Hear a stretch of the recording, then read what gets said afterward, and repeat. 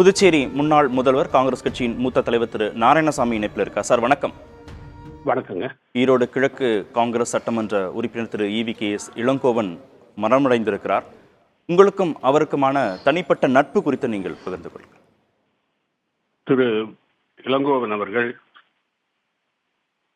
குறிப்பாக பகுத்தறிவு தந்தை பெரியாருடைய பேரனாக இருந்து அவர் தேசிய இயக்கத்தில் தன்னை ஈடுபடுத்திக் கொண்டு காங்கிரஸ் பேரியக்கத்தோட வளர்ச்சிக்கு தமிழ்நாட்டுக்கு பாடுபட்டவர்.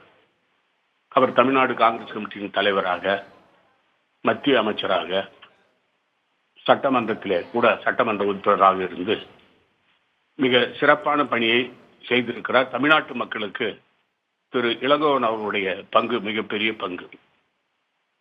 திரு இளங்கோவன் அவர்கள் தமிழ்நாடு காங்கிரஸ் கமிட்டியுடைய தலைவராக இருந்த சமயத்தில் புதுச்சேரி மாநிலத்தில் நான் காங்கிரஸ் கட்சியுடைய தலைவராக இருந்தேன். இருவரும் இணைந்து செயல்பட்டோம். புதுச்சேரியில் ஒரு காலகட்டத்தில் காங்கிரஸ் கட்சி தனித்து நிற்க வேண்டும், அனைத்து இந்திய அண்ணா திராவிட முன்னேற்ற கழக கூட்டணி இல்லாமல் என்று நாங்கள் முடிவெடுத்த பொழுது எங்களுக்கு உறுதுணையாக இருந்தவர் திரு இளங்கோவன் அவர்கள். அப்பொழுது நாங்கள் வெற்றி பெற்றோம், தனியாக நின்று வெற்றி பெற்றோம். திரு இளங்கோவன் அவர்களை பொறுத்தவரையிலே அவரோடு நான் மத்திய அமைச்சராக, இணையமைச்சராக, நான் பிரதமர் அலுவலகத்துறை அமைச்சராக பணிபுரிந்தேன். அவர் வர்த்தகத்துறை அமைச்சராக, இணை அமைச்சராக இருந்தார். இருவரும் இணைந்து பாராளுமன்றத்திலே அன்னை சோனியா காந்தியுடைய ஆட்சியோடு தலைவர் டாக்டர் மன்மோகன் சிங் அமைச்சரவையிலே அமைச்சராக 5 ஆண்டு காலம் இருந்தோம். கட்சியில ஏற்றத்தாழ்வுகள் இருந்தாலும் கூட அதையெல்லாம் பொருட்படுத்தாமல் 2014ஆம் ஆண்டு கூட்டணி இல்லாமல் தேர்தலில் நிற்க வேண்டும் என்ற நிலை வந்த பொழுது திரு இளங்கோவன் அவர்கள் தமிழ்நாட்டிலே ஈரோட்டிலே தேர்தலில் நின்றார். நான் புதுச்சேரி மாநிலத்திலே தேர்தலில் நின்றோம். தனித்து நின்றோம். இருவரும் கட்சிக்காக நாங்கள் பாடுபட்டவர்கள். அந்த அளவில் எனக்கு அவர் மிகவும் நெருக்கமானவர். அவரை நான் சென்னை செல்லும் பொழுதெல்லாம் அவரை நான் சந்தித்திருக்கிறேன். அவர் இடைத்தேர்தலில், ஈரோடு இடைத்தேர்தல் கடந்த ஒரு வருடத்துக்கு முன்பு நடந்த தேர்தலிலே தேர்தல் பிரச்சாரத்துக்கு நான் அவருடைய தேர்தலுக்கு சென்றிருந்தேன். புதுச்சேரி மாநிலத்தில் எப்பொழுதெல்லாம் தேர்தல் வருகிறதோ அப்பொழுது தேர்தல் பிரச்சாரத்துக்கு திரு இளங்கோவன் அவர்கள் வந்து எங்களுக்கு உதவி இருக்கிறார்கள். இப்படிப்பட்ட நட்பு தனிப்பட்ட முறையிலும் அரசியல் கட்சி என்ற முறையிலும் எனக்கும் திரு இளங்கோவனுக்கு உண்டு. திரு இளங்கோவன் அவர்கள் உடல்நலம் குன்றி இருக்கிறார் என்று கேள்விப்பட்டு கடந்த வாரம் நான் சென்னைக்கு சென்று மேயோட்ட மருத்துவமனையில அவரை சந்திப்பதற்கு முயற்சி செய்தேன். ஆனால் மருத்துவர்கள் அவர் தனிமையில் இருக்க வேண்டும் என்று சொன்னார்கள். அவருடைய துணைவியார் மற்றும் மகன் இவர்களை சந்தித்து ஆறுதல் கூறிவிட்டு அவர்கள் திரு இளங்கோவன் அவர்கள் பூரண குணமடைய வேண்டும் என்று இறைவனை வேண்டுகிறேன் என்று சொல்லிவிட்டு வந்தேன். ஆனால் இப்பொழுது அவருடைய இறப்பு நிகழ்ச்சிக்கு தகவல் எனக்கு வந்திருக்கிறது.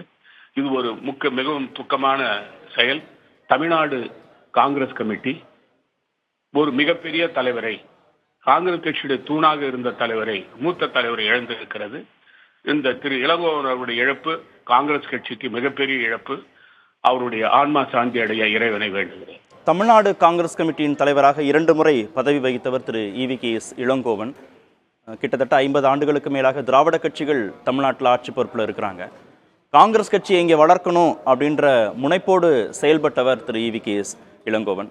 அவருடைய அணுகுமுறை கட்சி வளர்ப்பு சார்ந்து எப்படி இருந்தது? அவர் திரு இளங்கோவன் அவர்களுடைய திரு இளங்கோவன் அவர்கள் ஒரு திறமைசாலி, அது ஒண்ணு. 2வது, எதற்கும் அஞ்சாதவர், அஞ்சா நெஞ்சன், எதை பற்றியும் கவலைப்படாதவர். தமிழகத்துடைய முதலமைச்சராக மரியாதைக்குரிய ஜெயலலிதா அம்மையார் இருந்த பொழுது அவரை எதிர்த்து தேர்தலை சந்தித்தவர். அப்படிப்பட்ட ஒரு தைரியமான ஒரு அரசியல்வாதி. அப்படிப்பட்ட அரசியல்வாதி இப்பொழுது தமிழ்நாட்டில் இருக்கிறார்களா என்ற கேள்வி ஏற்பட்டிருக்கிறது.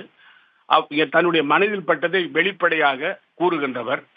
அன்னை சோனியா காந்தியோடு நெருக்கமாக இருந்தவர், தலைவர் ராஜீவ்காந்தியோடு நெருக்கமாக இருந்தவர். அவர் மீது அவர்கள் மிகுந்த பாசமும் பற்று வைத்திருந்தார்கள். திரு இளங்கோவனுடைய அரசியல் பயணத்திலே அன்னை சோனியா காந்தி அவர்களுக்கு மிகப்பெரிய பங்கு உண்டு. நன்றி. இணைப்பில் வந்து உங்களுடைய கருத்துக்களை பதிவு செய்தது.